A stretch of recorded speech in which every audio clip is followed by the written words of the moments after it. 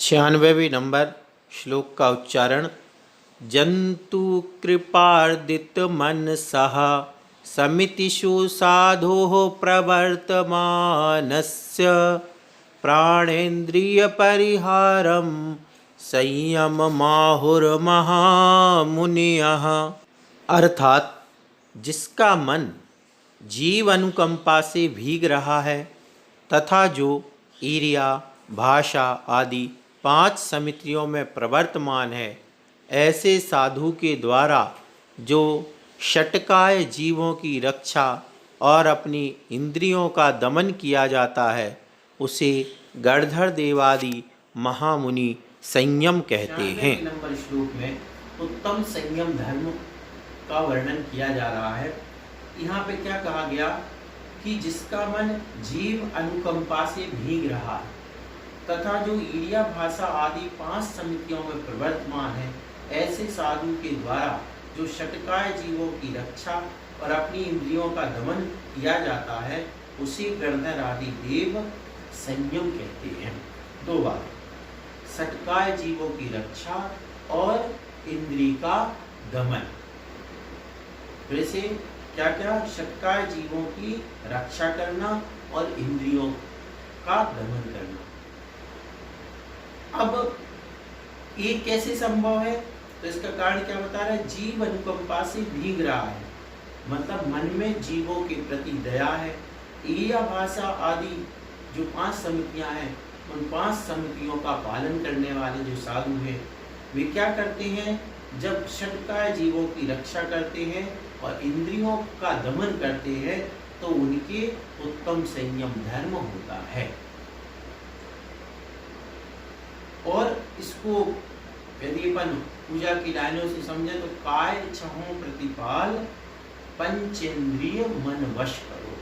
बस यही अर्थ लिया गया है कि साधु के द्वारा षटकाय जीवों की काय छहों प्रतिपाल, तो षटकाय के जीवों की रक्षा हो गई, और पंचेंद्रिय मन वश करो, 5 इंद्रिय और मन को वश में करना, ये उत्तम संयम धर्म है। इस लाइन को याद करके भी पूजा की आप उत्तम संयम धर्म की परिभाषा पेपर में भी लिख सकते हैं। काय छहों प्रतिपाल पंचेंद्रिय मन वश करो, यही यहाँ पर लिखा गया है। लेकिन अपन को उसमें क्या लगा देना? साधु, जो साधु 6 काय के जीवों की रक्षा करते हैं, अपने इंद्रियों पर संयम धारण करते हैं, उनके संयम धर्म या इंद्रियों का दमन करते हैं, उनके संयम धर्म होता है।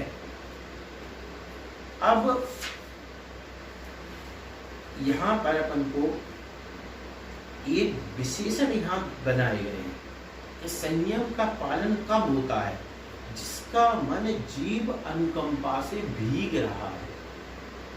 संयम धारण करने के लिए बाहर से कठोर दिखाई देता है, लेकिन मन में बहुत अनुकंपा होती है, करुणा होती है, तब जाकर के वो जो साधु हैं वो एक छोटे से छोटे जीव को बचा पाते हैं।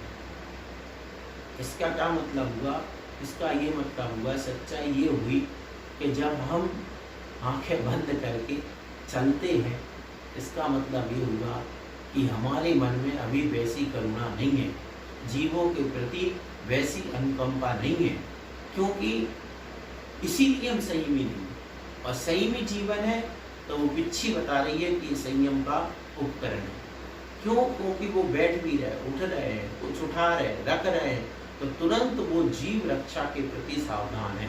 ये उत्तम संयम धर्म का की ये पहचान है, ये पिछी उनकी पहचान है।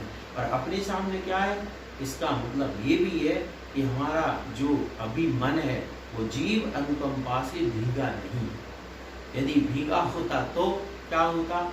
देख के चल रहे होते, देख के कहीं भी कहाँ नहीं चलते, अपन कहाँ पैर नहीं रख देते, कहाँ हाथ नहीं चला देते। तो ये सब क्या है? इसलिए हम संयम की कोटि में नहीं आते। कौन आते हैं? जो षटकाय के जीवों की रक्षा कर रहे हैं और अपनी इंद्रियों पर जिनका कंट्रोल है। हमारे क्या होता है? हम इंद्रिय की चक्कर में ही तो सब कुछ करते हैं कि मान के चलो, अगर किसी सेंट की खुशबू अच्छी लग रही तो अपन उसको एक्सेप्ट कर लेते, खरीद लेते, यूज कर लेते हैं। अब उसके पीछे चाहे कितने ही जीवों की हिंसा हो गई है। ये सब हालांकि प्रवचन की बातें हैं, लेकिन एक समझने के लिए कि हम में और साधु में क्या अंतर है, उनको संयमी क्यों कहा जाता और हमें संयमी क्यों नहीं कहा जाता है, ये स्वाध्याय की दृष्टि से समझना भी आवश्यक है। इस प्रकार जो साधु समिति का पालन करते हैं, सत्काय के जीवों की रक्षा करते हैं और इंद्रिय का दमन करते हैं, उनके जो संयम होता है उसे उत्तम संयम धर्म कहते हैं। 97 नंबर श्लोक का उच्चारण। मानुष्यम किल दुर्लभम भवभृतस् तत्रापि जात्यादयस् तेष्वेवाप्तवचः श्रुतिस्थितिरतस् तस्याश्च दृग्बोधने प्राप्ते ते अति निर्मले अपि परमो स्यातां नयेनोज्झिते स्वर्मोक्षैकफलप्रदे स च कथं न श्लाघ्यते संयमः। अर्थात इस संसारी प्राणी को मनुष्य भव का प्राप्त होना अत्यंत कठिन है। यदि मनुष्य पर्याय प्राप्त भी हो गई तो उसमें भी उत्तम जाति आदि का मिलना कठिन है। उत्तम जाति आदि के प्राप्त हो जाने पर जिनवाणी का श्रवण दुर्लभ है। जिनवाणी का श्रवण मिलने पर भी बड़ी आयु प्राप्त होना दुर्लभ है तथा उसमें भी दुर्लभ सम्यक दर्शन और सम्यक ज्ञान है। यदि अत्यंत निर्मल वे दोनों भी प्राप्त हो जाते हैं तो जिस संयम के बिना वे स्वर्ग एवं मोक्ष रूप अद्वितीय फल को नहीं दे सकते हैं, वह संयम कैसे प्रशंसनीय होगा, अर्थात वह अवश्य ही प्रशंसा के योग्य है। 97 नंबर का श्लोक समझ रहे हैं। यहाँ पर संयम की महिमा बताई जा रही है। संयम का पालन कितना कठिन है, उसकी महिमा क्या है, वह यहाँ बताई जा रही है। क्या कह रहे हैं, इस संसारी प्राणी को मनुष्य स्वभाव प्राप्त होना अत्यंत कठिन है। आपने देखा हुआ छेड़ाला में दुर्लभ नहीं जो चिंतामणि, एक इंद्री से दो इंद्री बनना ही चिंतामणि रत्न के समान दुर्लभ है। फिर मनुष्य पर्याय मिलना तो कितना कठिन है। यदि मनुष्य पर्याय प्राप्त भी हो गई तो उसमें भी उत्तम जाति आदि का मिलना कठिन है। अब ऐसे समय में स्वाध्याय के समय पर को ध्यान आना चाहिए। दुर्लभ है निगोद से थावर अरुद्र से गति पानी, दुर्लभ है निगोद से थावर अरुद्र से गति पानी, नरकाया को सुरपति तर से सो दुर्लभ प्राणी, उत्तम देश सुसंगति उत्तम। इस प्रकार से जो भावना है, इस भावना को अपन को याद करना चाहिए और उसको यहाँ पर घटाना चाहिए। वही बात कही गई जो ये हिंदी में जो भावना वगैरह पाठ लिखे गए हैं वो ये शास्त्रों के आधार पर लिखे गए हैं। तो अपन को अपना जो स्वाध्याय है उसको दृढ़ करने के लिए, याद रखने के लिए इनसे भी अपन इनको टैली कर सकते, मैच कर सकते हैं। अब क्या कह रहे हैं कि पहली बात तो मनुष्य स्वभाव प्राप्त होना कठिन है, मनुष्य में भी उत्तम जाति मिलना कठिन है। फिर उत्तम जाति का प्राप्त हो गया तो जिनवाणी का श्रवण, भाई कितने, जैसे उत्तम मान के चलो जैन जाति में हो, अब जैनों में ही कितने लोग ऐसे होते हैं जो अपने सिर्फ जो रोटी कपड़ा और मकान के लिए जी पा रहे हैं, इससे आगे उनके पास टाइम ही नहीं है। फिर तो जिनवाणी का श्रवण हो पाना बहुत मुश्किल है। अच्छा, जन्म से मान के चलो कोई पैसे वाले घर में अभी आ गया, अब उसमें क्या होगा, अगर उनके घर में संस्कार ही नहीं है जिनवाणी के प्रति, शास्त्र स्वाध्याय के प्रति, तो वो कहाँ से जिनवाणी सुनेंगे। तो उत्तम कुल मिल जाने पर जिनवाणी का श्रवण कठिन है। फिर जिनवाणी का श्रवण मिलने पर भी बड़ी आयु का प्राप्त होना दुर्लभ है। अब कोई मान के चलो ऐसा कुल भी मिल गया, घर मिल गया जिसमें जिनवाणी, लेकिन इतनी आयु मिली, अगर मान के चलो अल्प काल में ही बाल्यावस्था में भी किसी की मृत्यु हो गई तो फिर क्या फायदा होगा। तथा उसमें भी दुर्लभ सम्यक दर्शन और सम्यक ज्ञान है। फिर इतना ही नहीं है, शास्त्र का स्वाध्याय करते करते, जिनवाणी सुनते सुनते हमें अंदर से, तो ऐसा भी तो होता कई बार कि जग को रिझाने के लिए उपदेश धर्मों का दिया या दूसरों को दिखाने के लिए ज्ञानी बनना, तो ऐसे में सम्यक दर्शन नहीं होता है। तो अंदर की आत्मा में यदि बात जाती है तो सम्यक दर्शन सम्यक ज्ञान होगा। तो इतना सब कुछ होने के बाद आयु भी अच्छी मिल गई, तो क्या सम्यक दर्शन सम्यक ज्ञान हुआ है? फिर यदि अत्यंत निर्मल वे दोनों भी प्राप्त हो जाते हैं, अब देखो इतनी बड़ी जो संयम की बात यहाँ पर है कि सम्यक दर्शन मतलब पहले तो मनुष्य पर्याय मिली, मनुष्य पर्याय में उत्तम कुल मिल जाए, फिर जिनवाणी का श्रवण मिल जाए, आयु अच्छी मिल जाए, उसके बाद सम्यक दर्शन सम्यक ज्ञान हो जाए, और सम्यक दर्शन सम्यक ज्ञान होने के बाद भी मिलने के बाद संयम के बिना वे स्वर्ग एवं मोक्ष रूप अद्वितीय फल को नहीं ले सकते। कितनी बड़ी बात है।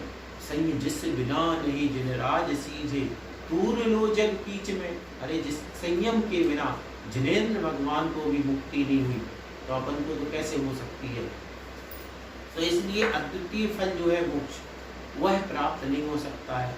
वह संयम कैसे प्रशंसनीय नहीं होगा?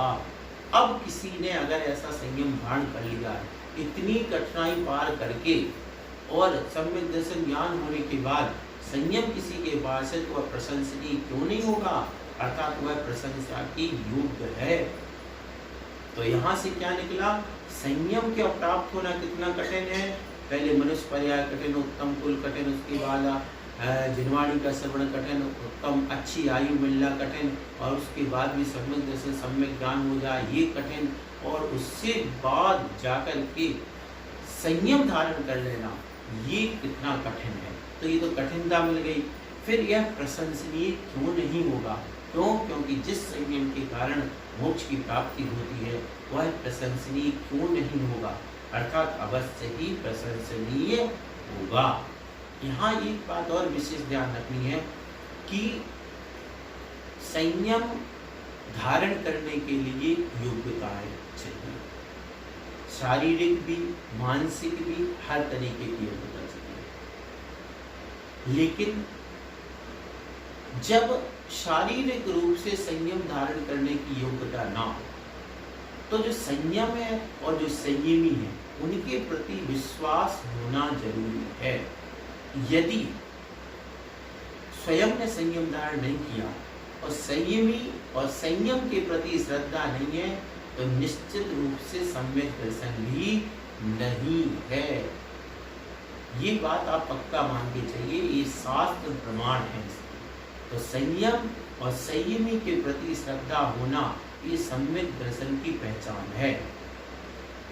और रही बात, ये बात हमेशा अपन को ध्यान में रखनी चाहिए कि देखो सम्यक दर्शन अकेला प्राप्त कर लेना, सम्यक दर्शन का अपना महत्व है, लेकिन सम्यक दर्शन ही प्राप्त करना इस पर्याय का लक्ष्य हो ये नहीं। ये मैं पहले ही कह चुका हूँ। संयम नहीं धारण कर पाना कोई बात नहीं, कोई असमर्थता के कारण नहीं धारण कर पाया तो नहीं करें, लेकिन संयम के प्रति उपेक्षा बुद्धि नहीं हो। कहीं ऐसा नहीं हो कि हम सिर्फ सम्यक दर्शन की रट लगा लें। क्यों? क्योंकि सम्यक दर्शन नारियों को भी होता है, पशु पक्षियों को भी होता है, देवों को भी होता है, चारों गतियों में सम्यक दर्शन होता है।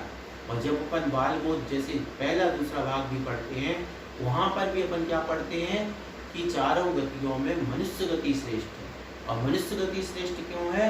क्योंकि संयम धारण इसी गति में हो सकता है। तो इसलिए संयम का अपना महत्व है। और बड़ी मुश्किल से जो यहाँ कठिनता बताई गई है कि मनुष्य पर्याय से लेकर के संयम धारण करना कितना कठिन है, इस बात को याद रखें। और जब जहाँ संयम कितना दुर्लभ है पूछा जाए, तो वहाँ पर प्रश्न में ये लिखना है कि 10 पर्याय मिलना इतना कठिन है, उसमें मनुष्य भाव का प्राप्त होना और कठिन है, उसके बाद में उत्तम कुल में जन्म होना, जिनवाणी का श्रवण होना, आयु बड़ी मिलना, लंबी मिलना, उसके बाद में सम्यक दर्शन हो जाना, और उसके बाद संयम धारण कर लेना बहुत ही कठिन कार्य है। और इसलिए यह प्रशंसनीय है क्योंकि वह मोक्ष का कारण है। इस प्रकार से उत्तम संयम धर्म का वर्णन